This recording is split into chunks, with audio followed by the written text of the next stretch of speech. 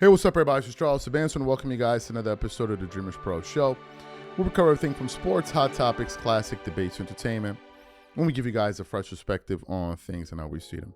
I want to give a quick shout out to the basketball show because he was trying to expose these web of lies from Brian Windhorst, essentially from ESPN, but I've been saying it on this channel.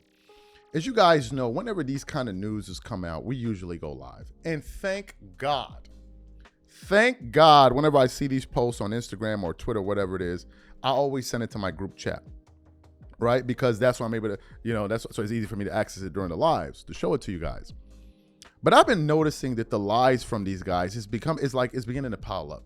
For those of you guys who don't know, Brian Windhorst, Shams, ESPN, they have been on a lying spree for like the last 2 weeks, man. The last 2 weeks, and no one is saying anything. And all of this is in an attempt to save their king's ass, to save his legacy. So I want to go through some of the things that they were saying chronologically to expose the ridiculous lies from the LeBron fan base camp, whatever the hell you want to call it. But before we get into it, today's video is brought to you by our sponsor, PrizePicks. It's a scorching sports summer, and you can make all your picks on PrizePicks. Women's basketball and baseball are heating up, and with big tennis slams and major golf tournaments on the horizon, you can make your picks for all these events and more all summer long on PrizePicks, America's #1 sports pick app. I think I'm going to get into soccer this summer with PrizePicks. They're offering everything from group stage winners to goals scored, and I'm excited to watch the big stars from countries like Argentina, Brazil, France, and the US and win money while doing it. What's cool is that I can stack game winners from soccer, NBA, women's basketball, and baseball on top of my player picks for even bigger payouts. And PrizePicks is available in all 50 states, including California, Texas, Georgia, and Florida. The entire summer of soccer is on PrizePicks, all 48 countries and every matchup. And if you rep your side during the tournament on PrizePicks, you could win a trip to the final in New York. It's the biggest tournament ever, which means there's even more opportunities to cash in while you root for your favorite national sides and global soccer stars. Download the app today and use code CLNS to get $50 instantly in lineups when you play your first $5. Download the app today and use code CLNS to get $50 instantly in lineups when you play your first $5. PrizePicks, a preferred partner of the NBA. All right, so let's go through this chronologically. I'll try to go through it as best as I can. So this post is from May 27th. It was seen 2.2 million times on NBA Central. It says, LeBron's camp would reportedly want an explanation from the Lakers if they offer him anything less than a max contract, per Brian Windhorst of ESPN. It says, Windhorst noted that James and his camp want the Lakers to make a contract offer, and if it's for anything less than the maximum, they want the Lakers to explain why and what other players they are going to target with the money that is saved. That's May 27th. Now let's go through them one by one. Next one, June 10th. This is from Basketball Forever. LeBron James and Rich Paul will approach the Lakers with a max contract request this off-season. Let me read that part one more time, because these are the people that said money doesn't matter. Right? I'll read it once more. LeBron and Rich Paul will approach the Lakers with a max contract request this offseason. LeBron and his agent, Rich Paul, are reportedly going to ask for the max from the Lakers and want to know how the Lakers plan to spend that money if they are offering less, which is really a complicated way of saying they want to know what the Lakers' plans are. It's easy to imagine LeBron returning to the Lakers or something on something like a 2-year, $50 million contract with a player option on the second year and a no-trade clause via NBC Sports. Good. Now, let's get to the third post. We want to go through this step by step. This is from Courtside Buzz. Report. LeBron James and his agent will ask the Lakers for a max contract this summer. So now even other websites were verifying what Windhorst said. The fourth post. Let me just get this right. Let me make sure my dates and everything here is in order. Okay, that's the third, fourth. Okay. Cool. Hold on, let me see. All right, perfect. Then the conversation started to become, before this post loads, What are they going to offer LeBron? Because Austin Reeves was one of the other contracts that was still out there lingering. They were trying to figure out if there was going to be any money left if they prioritized Reeves first. That was the first concern.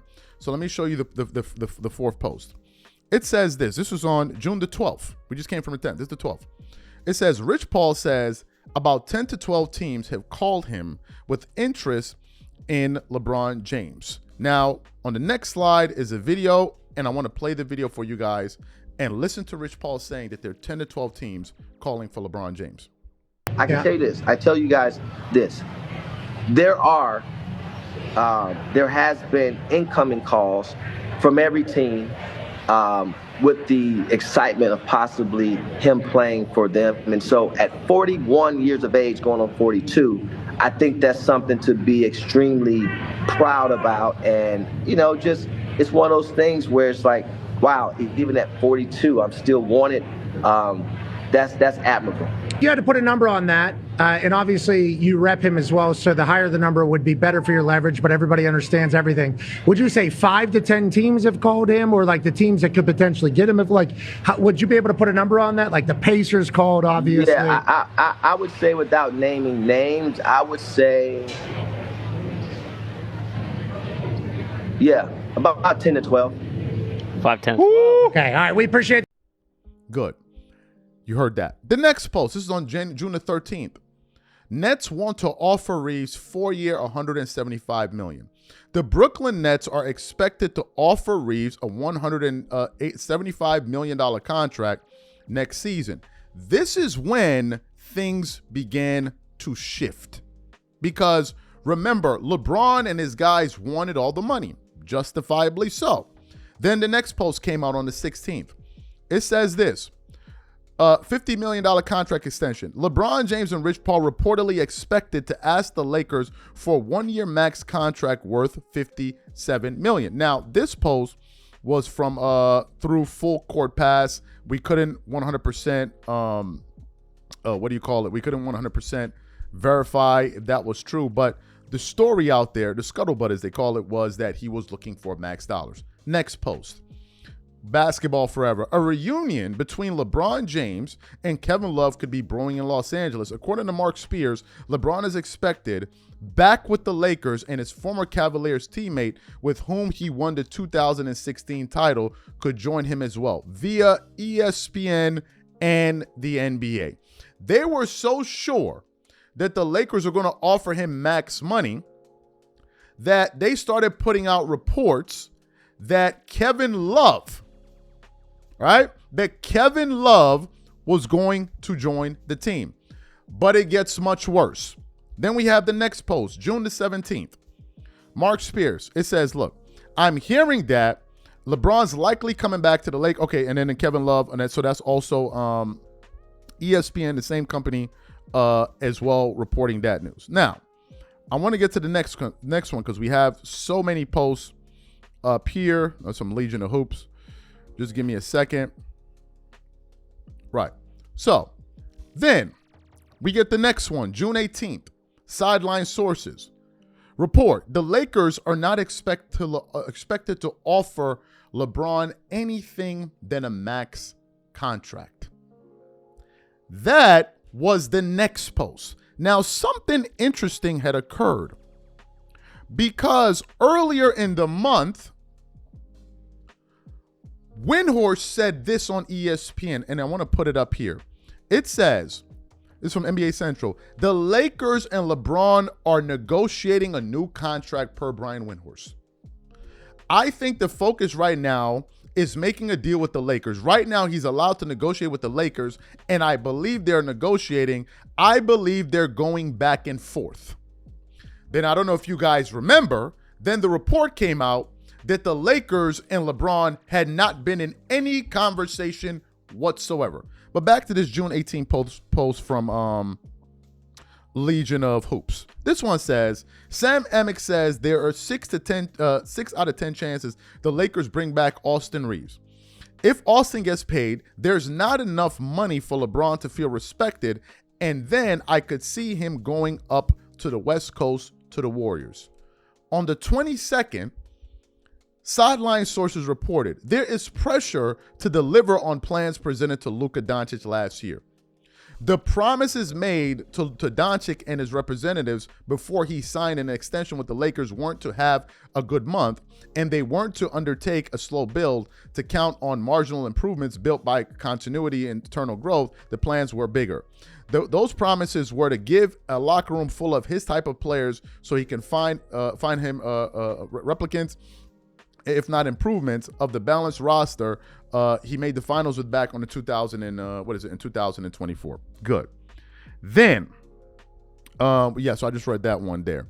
Now, we get towards the tail end of it all because we got a lot of posts here, and I had to put all of these in order for you guys. I tried my best to put it in order just to show you guys the web of lies, right? So we got through that post. Then, on June the 25th, this is from Full Court Pass. This is now from Shams. The Lakers have not offered LeBron a contract yet, and there has not been any communication between the two since the negotiation window happened. But on June the 16th, via the NBA Central Post, it says the Lakers and LeBron James are reportedly negotiating a new contract per Brian Windhorst. So now the lies, they were tripping over each other's lies. Windhorst said then, I think the focus right now is making a deal with the Lakers. Right now, he's allowed to negotiate with the Lakers, and I believe they're negotiating. I believe they're going back and forth. Then Shams said 9 days later, there has been no communication between them whatsoever. And then 4 days ago, a post from SBN Basketball says, LeBron's number one priority next season is happiness and not money. The Warriors have quietly passed the Lakers as the favorites to land him. And then 3 days ago, it says LeBron James has informed the Lakers that the franchise can move on without him because he will play elsewhere for the 2026-27 season, per Shams. Ladies and gentlemen, I present to you the web of lies from ESPN. This is for you to see. We tried our best to chronologically go through every single one of their contradictions. And all of this was to save face. Last year, LeBron was on his last year. If the Lakers wanted to extend him, they could have easily said, here, man. Here's a contract extension going forward. They didn't. Then Rob Pelinka was questioned during media day. Hey, how come you didn't extend LeBron? And Rob said, hey, we love to have LeBron end his career with us here, blah, blah, blah, blah, blah. But if you want any more information, go speak to LeBron. I'm essentially paraphrasing here. Then what happened? The story started coming out. Sciatica, this thing. But they forgot that on media day, LeBron said he felt great. He said he felt great. He didn't mention anything about sciatica, nothing. And then all of a sudden, sciatica appeared. But then, and then subsequently after that, they said he was going to miss the first day of training camp. Then he went to Kai Sinet's event that he had. Then he was shooting basketball over there. Then the next thing you know, they say he's going to miss all of training camp. Then the next thing you know, they say he was going to miss all of the preseason. And then guess what happened? The first game LeBron James showed up to the Lakers game, he sat on the bench with a stone scowl on his face. He was pissed. To the point where even other NBA players like Steven Jackson and them noticed it. And they were like jokingly, man, you think LeBron want the Lakers to lose? Of course. He sat out for the first, 10, 15, whatever games it was, hoping that the team would lose. So he would come back and show them their value, what they lost. But the gamble backfired because Reeves emerged as an all-star caliber player. So the big plan blew up in their face. He went from being the second option to now being the third option. And then people were wondering, oh, if he comes back, is he going to mess up the flow?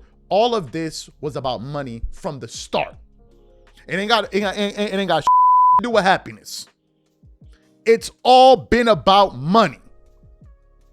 And the moment they prioritized Reeves, it was like, it's over.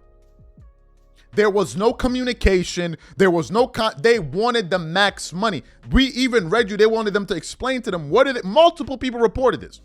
Explain to them what you're going to do with this money if you don't plan on giving me the max.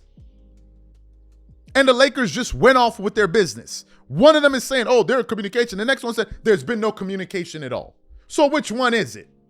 They're just tripping over each other's lives because they can't keep up. One guy is saying this, the other guy says something to come back to contradict what this guy just said. And this is where we are. A web of lies, one after the other, after the other, after the other, after the other. And we, thank God, because we did live shows on this. Live shows. And now it's about happiness. Now money don't matter. Yeah, right. We even did lives where they were like, they're expecting something to reflect the value that LeBron has to the market. We've done shows, we have lives about this. I just can't find all the notes. We even did lives on it. This has always been about money. Ain't got nothing to do with no damn happiness. It's about money. And the dollar figure that they were willing to offer was viewed as a disrespectful number. And then what happened when the news came out, ESPN tried to spin it. They're trying to spin it like LeBron rejected the Lakers, when in fact, the Lakers made it clear 1 year ago, this relationship is not going past this year. It's clear. So how is he moving on from the Lakers when there was no contract on the table? I'm confused. How do you reject a girl that you asked out and told you no? How does it work? You're not interested, but you asked her before and she said she's not interested in you. But now you want to turn it around and be like, you're not interested in her. It's all been one big lie. And I'm exposing it because these guys get paid millions of dollars and they need to explain themselves. All of these different stories, come on, you guys are leading the way. You guys get paid millions a year to come up here and confuse people. Come on, man. Now y'all got to explain yourselves.